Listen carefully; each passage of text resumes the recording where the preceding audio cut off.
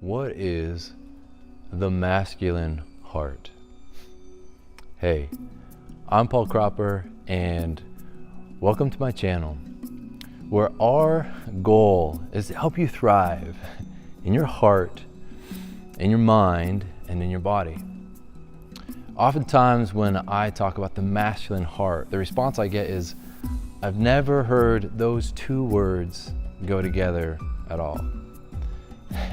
So I want to break it down for you and share a little bit about what the masculine heart really is and why that's important to you. So stay tuned and please subscribe and like this video and share it so people can understand more about the masculine heart. What is the masculine heart? Let's take a couple steps back and let's first define masculine and then the heart. We'll talk about the masculine heart. So first, what is masculine? Well, I was walking into an old coffee shop outside of Seattle, and they had a 1965 New World Webster's Dictionary. I opened it up and I read the definition for masculine, and I want to share the first two definitions with you. And I'm going to share you two more.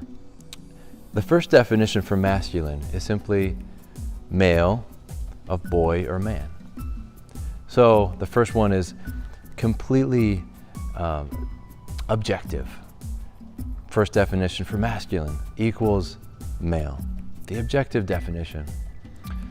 The second definition has a lot more weight to it, is the traditional definition. That which is traditionally ascribed to the male or boys or men. Now the traditional definition has a lot more to it. In my perspective, the traditional definition is the culmination of all of our history and our culture and experiences, and that giving kind of an external kind of view of what is masculinity. What is the masculine? This is the traditional masculine definition. And what this does to us is it has some usefulness. As a boy, when I think, oh, what's masculine? It gives me some ideas. Oh, this is how I'm supposed to act. I'm a boy, I'm male. This is what the traditional masculine does for us as a culture, as a society. And that changes throughout time, right? Masculinity 100 years ago can be very different than masculinity right now. One little example, 100 years ago, the color pink was used for boys because red was seen as the masculine color, so pink was a little bit softer, used for boys.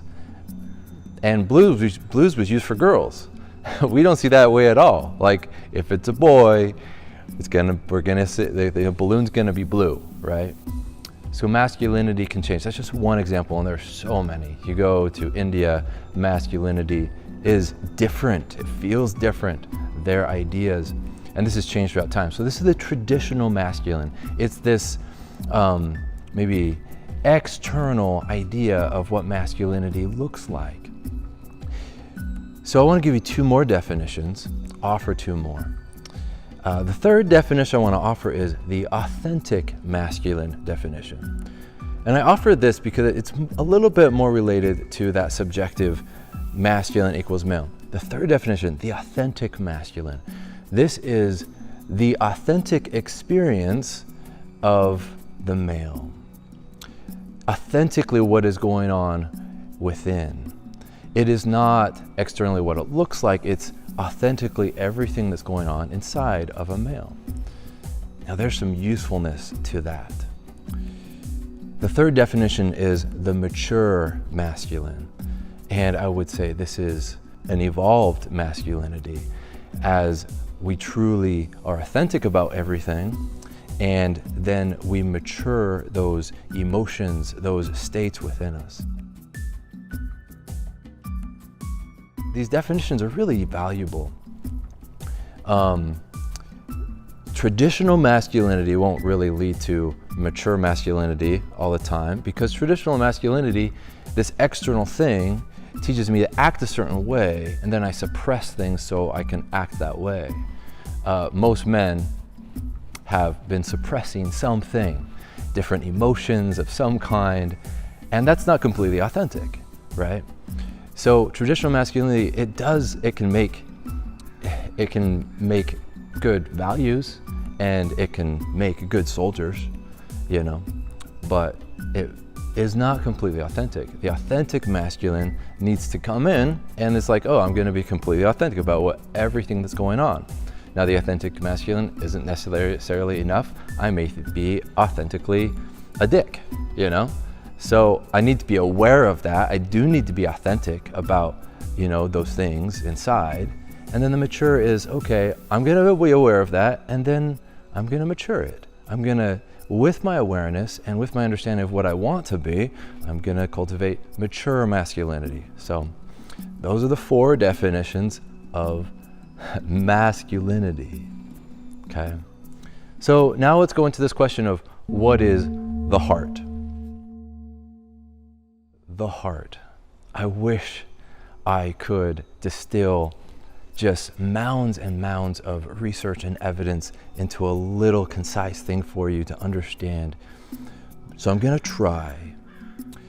And we'll go to 3 things for the heart. First, the heart, it is physical and tangible. So the heart, the physical, tangible definition, that starts with the organ that is the heart.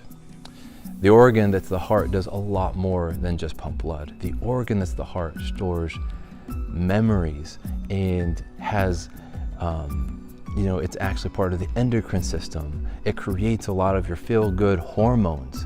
You know, like a large percentage, significant percentage of your serotonin and other feel-good hormones are actually created in the heart.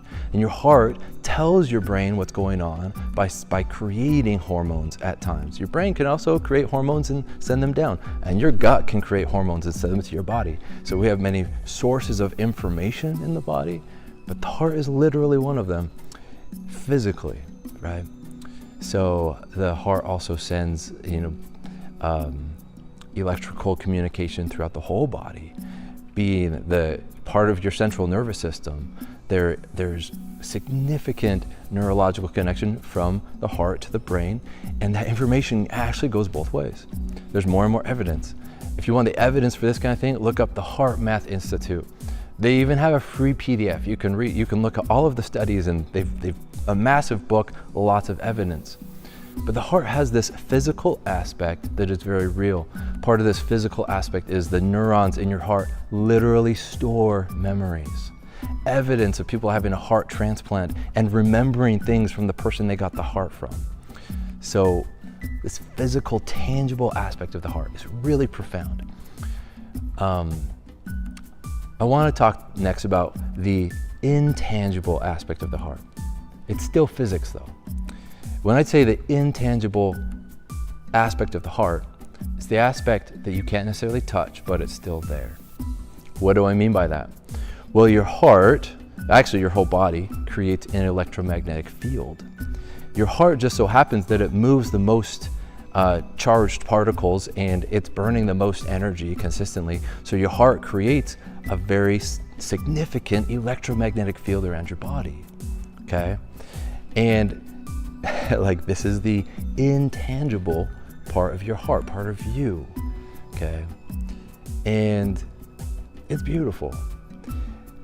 You know, one of the things that that our cell phones do is they unlock this understanding that the intangible world literally relays information. So your cell phone is relaying information, you know, from the World Wide Web, from the person you're talking to, through photons of light, through an electromagnetic field. And what I want to suggest to you is that we did not create that technology. We tapped into what nature is already doing. It is very, very likely that your electromagnetic field literally has information in it. So this is an aspect of why can you feel someone, you know, gazing at you? Why can you sense someone in the room maybe without even seeing them? there's literal information. There's probably physics behind it. So I want you to start to consider that there's this intangible part of your heart that is very real. The heart creates the largest electromagnetic field of any part of your body, and your heart so happens to have, intelligence. And this is the third aspect I want to talk about. It is part of your consciousness. It is part of your intelligence. The heart has intelligence. So you can think of it this way. If the brain is a lot of the conscious mind, the heart is a lot of the subconscious mind. The heart, very likely, maybe, assimilates all this information in the electromagnetic field, all the information my body's picking up, and the heart assimilates all that information and can give that to my brain. There's literal information. So think of those different aspects of the heart.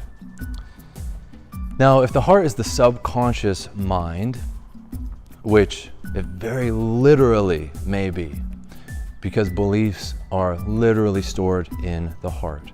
And if those beliefs are stored in the heart, and the heart is literally communicating things through your field, this is starting to make sense how it comes all together. Like, you're radiating your subconscious beliefs. Maybe this is why the law of attraction may have some things to it, right? Like, you're radiating the sum of your beliefs. You're actually picking up on other people's, what they're radiating. My I'm radiating photons of light, and within an instant, my photons of light are, very far away from me. We're all radiating. It's a physical reality. And we all have an electromagnetic field, physical reality. So what I want to suggest to you is that your heart is real. Capital H, heart. The full concept of the heart being the physical, tangible heart, the intangible part of the heart, and the intelligence that your heart assimilates and communicates to you. It's a part of you. It's a part of your consciousness. Now, the masculine heart. The masculine heart then is the male heart, or the male subconscious. When we talk about consciousness, Carl Jung says archetypes are the language of consciousness itself. So when we talk about the heart and we talk about the male heart, we then start to talk about archetypes. And the heart itself is an archetype.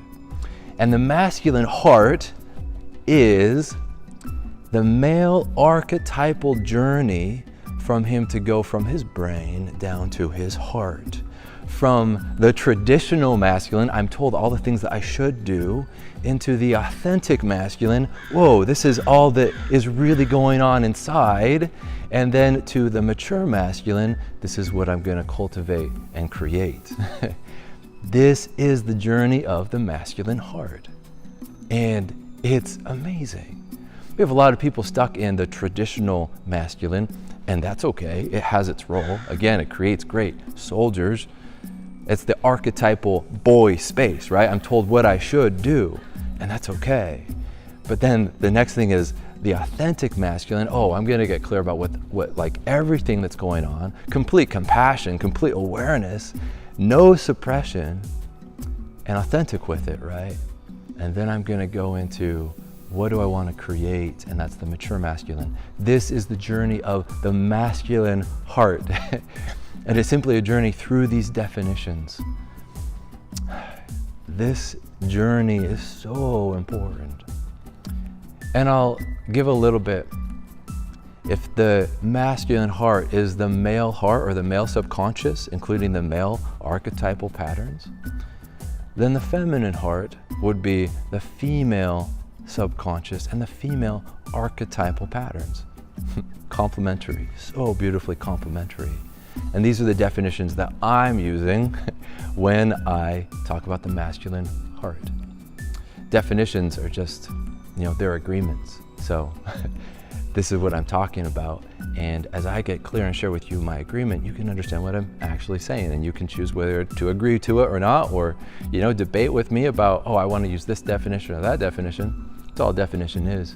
But this is the definition of the masculine heart, the archetypal process for a male to step down into his heart, his full authenticity, understand his subconscious mind, which in of itself is profound and amazing and beautiful. I hope that's useful to you. And I want to hear your thoughts, hear your feelings about these 4 definitions of masculinity, these 3 aspects of the heart, and how that lands on you. Thank you for watching. I'm grateful to have you here. Please leave a comment below, let me know your thoughts, and please subscribe for the next video and share this. And I encourage you to start to tap into your heart, believe that it's real, and that will start to change everything. Peace.